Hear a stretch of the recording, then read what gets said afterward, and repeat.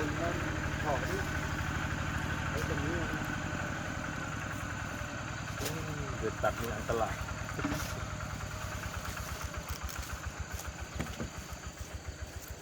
ยามบางเทิงนี่ไอ้ตรงนี้ ล้างอยู่ทางเลยถ้าถอดได้อันนี้ก็ได้อยู่ที่แถวนี้ป่ะ เข้าอยู่ตัว ถึงเข้าอยู่นี่ก็ มือปืนเต้ เดี๋ยวอยู่นี่สองเนี่ยปืนอยู่นี่เลย มือปืนบอกว่าอัน เนี่ยอยู่นี่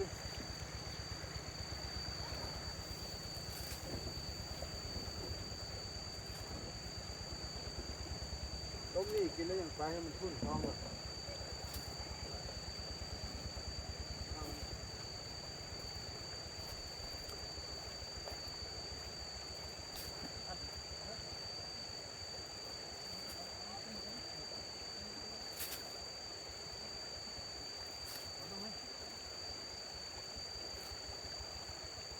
โอ้หลังเลยตัวแอลมาละ โอ้มันนอนในรถอัน มีเข้าให้หน่อยนะน้องเนาะ ไอ้เขาก็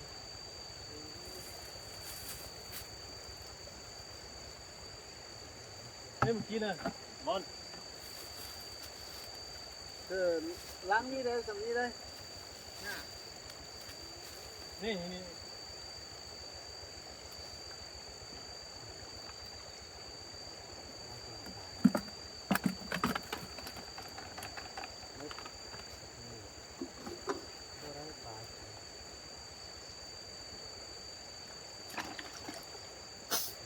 ปลุกตัวเดียวฮะ ลูกเดียว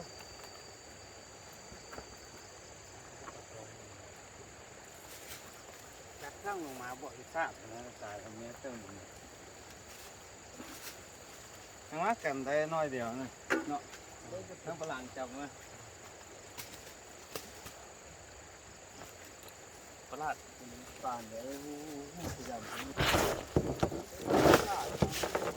ปลาดุก ผมตกไปแล้วบ่มีอ่ะ เป้าหมายก็ได้ปลาดุกเพื่อนเป้าหมาย เขาชัดหลาย เขาเรียนมาซอดหลายเดือนป่ะ บ่เนี่ยเอามาบุตรช่วงมันปลามันลงมาเลยช่องนี้ก็ได้ปลาดุกน้ำปกติฮะมันอยู่ขึ้นมีลงแบบว่าน้ำบ่มากบ่ฝนตกนะฝนตกสุดมิดน้ำมาแล้วมัน โอ้เบ็ดอันนี้หาแห้งใส่เบ็ดนะ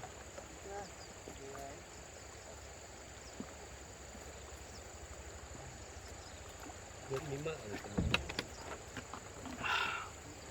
มอนแล้วก็อะไรกัน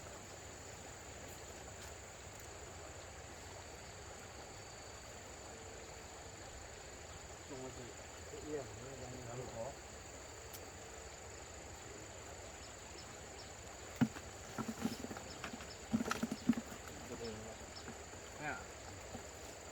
เขาได้หลายหรอกครับ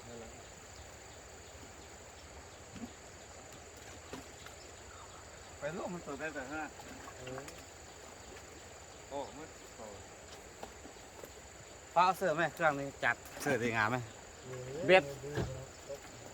ดสูตรนี่เนี่ยแต่ก็แล้วสะหายแห้งไปแล้วฮะ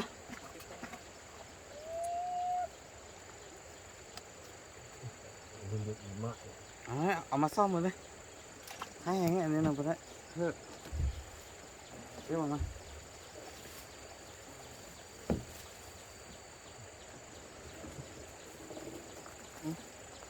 ซ่อมมาเลยหน่อยไหม โอ้ยไปซ่อมเรือน โอ้มันยุ่งยากอย่างนี้เนาะเอาเสื้อทำเผื่อไปก็ได้นะเพราะว่าไปเขาก็ไปคนเดียวเนาะ ใช่ไหมนี่ผงมันบ้างใส่รถที่ไปซ่อมเอาเบ็ดสั้นๆมันประโยชน์เบ็ดน้อยเบ็ดอันกับยางนะ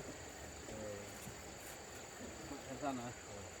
โทรศัพท์เนี่ยไว้เลยโทรศัพท์เห็นไหมหลายหน่วยแค่หลายหน่วยกันหน่วยเดียวมันก็ยังคานทักษะ